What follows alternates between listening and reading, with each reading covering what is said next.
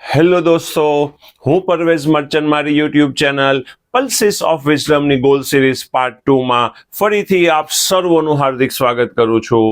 તાજેતરના એક સર્વેના મુતાબિક લોકો પોતાના નવા વર્ષનો ગોલ તો નક્કી કરે છે, પરંતુ 70% કે તેના કરતાં વધારે લોકો તેને એક જ અઠવાડિયા પછી ભૂલી જાય છે અને તે ગોલને છોડી દે છે. શું તમારી સાથે પણ કંઈક આવું જ બન્યું છે? મોટાભાગના લોકોનો જવાબ મને ખબર છે.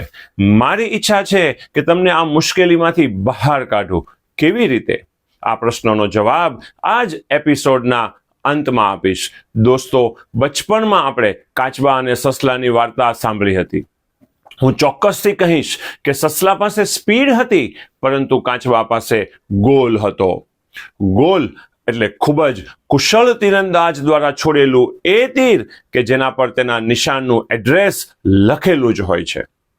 ગોલ એટલે કુદરતે આપણા માટે નક્કી કરેલો એ રોલ અથવા એ ભૂમિકા કે જેને આપણે આપણા પ્રયત્નો વડે શોધી કાઢી તેને અદા કરીએ અને તેમાંથી જબરદસ્ત પરિણામ મેળવી લઈએ, તેને ગોલ કહેવાય છે. કેનેડાની યુનિવર્સિટી ઓફ ટોરેન્ટોના પ્રોફેસરે અનમોટિવેટેડ સ્ટુડન્ટ્સ કે જેઓ સ્ટડીમાં ઇન્ટરેસ્ટ ધરાવતા ન હતા તેઓ પર ગોલ સેટ અને પ્રોપર પ્લાનિંગના વડે એક સર્વે કર્યો, તો તેઓના રિઝલ્ટ્સમાં ખૂબ જ ઇમ્પ્રુવમેન્ટ જોવા મળ્યું. According to Harvard university survey, 83% people did not decide their goal. 13% લોકો એવા છે જે પોતાના ગોલને પોતાના માઇન્ડમાં રાખે છે પરંતુ પેપર ઉપર લખતા નથી, અને ફક્ત 3% લોકો એવા છે જે પોતાના ગોલને પેપર ઉપર લખે છે.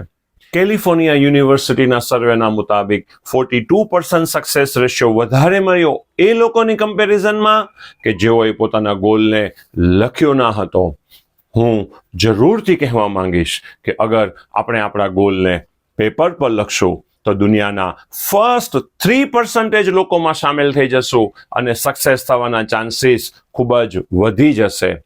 એટલા માટે જ અહીં અમે એક સ્ટુડન્ટ સર્વે ફોર્મ રિગાર્ડિંગ ગોલ સેટિંગની લિંક મૂકી છે. આપ જલ્દીથી આ સર્વે ફોર્મ ભરી આપો. તેના રિલેટેડ આન્સર અમે લાસ્ટ એપિસોડમાં આપીશું. દોસ્તો, અહીં હું આપને એક ભૂલ તરફ ધ્યાન દોરવા માંગુ છું. એ છે કે લોકો જ્યારે ગોલ નક્કી કરે છે ત્યારે તે ગોલના આઉટકમ ઉપર એટલે કે ગોલના ટાર્ગેટ ઉપર, ગોલના એન્ડ રિઝલ્ટ ઉપર ખૂબ જ વધારે ફોકસ કરે છે અને ગોલને પૂરો કરવા માટે જે પરફોર્મન્સ કરવાનું છે એના ઉપર ઓછું ધ્યાન આપે છે. અગર આપણે જે ગોલ પૂરો કરવો છે તે ગોલને જુદા જુદા ડિફરન્ટ ટાસ્કમાં ડિવાઈડ કરી દઈએ અને એ ડિફરન્ટ ટાસ્કને પૂરો કરવા માટે તેના પર વધારે ફોકસ કરીએ તો ઇન્સાન પોતાના નિર્ધારિત ગોલ સુધી પહોંચી જ જાય છે. એક્ઝામ્પલ દોસ્તો, આપણે મુંબઈ ફરવા જવું છે કે જે આપણું આઉટકમ એન્ડ રિઝલ્ટ આપણો ગોલ છે. અગર આપણે તેને અચીવ કરવો છે તો તેને ડિફરન્ટ ટાસ્કમાં ડિવાઈડ કરીએ, તેના પર વધારે ફોકસ કરીએ, જેમ કે કેટલા દિવસ માટે જવું છે, કઈ ડેટ્સમાં જવું છે, કઈ હોટેલ્સ બુક કરાવી છે, બજેટ કઈ રીતે એડજસ્ટ કરશું, ક્યાં ટ્રાન્સપોર્ટેશન દ્વારા જશું વગેરે.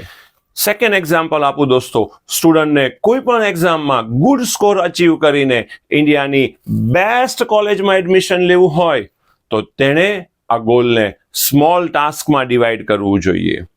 જેમ કે organise your study material, create a study schedule, active learning, understand the exam pattern, practice regularly, revise effectively, take some breaks, use multiple resources, stay healthy, stay positive, stay consistent, stay confident.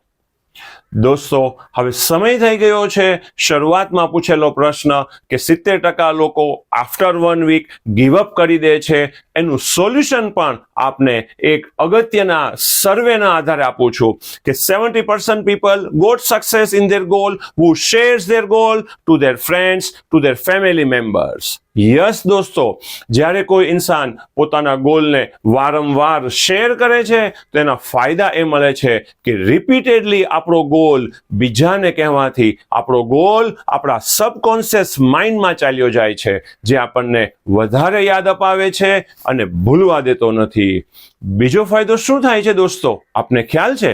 જે વ્યક્તિને આપણે આપણો goal કીધો છે તે જ્યારે આપણને આપણો ગોલ યાદ અપાવે છે તેમાં સામાન્ય રીતે બે ઓપ્શન રહેલા છે. એક, ખરેખર તે આપણી સાથે લાગણીથી જોડાયેલો છે અને પોઝિટિવલી યાદ અપાવે છે, અને ક્યારેક કોઈ આપણને ગોલ યાદ અપાવીને આપણને ટોન્ટ મારવાની પણ કોશિશ કરતા હોય છે, ખરું ને? અગર તે પણ હોય તો પણ તે આપણને વધારે મહેનત કરવા માટે પ્રેરણા આપે છે.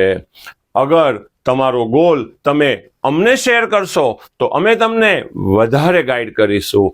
નેક્સ્ટ એપિસોડમાં દોસ્તો આપણે જોશું ગોલ સેટિંગમાં સફળ થવું હોય તો 3 બેઝિક પ્રિન્સિપલ્સ 3C કે તેના પર વર્ક કરવાથી સફળ થવાના ચાન્સીસ ખૂબ જ વધી જશે.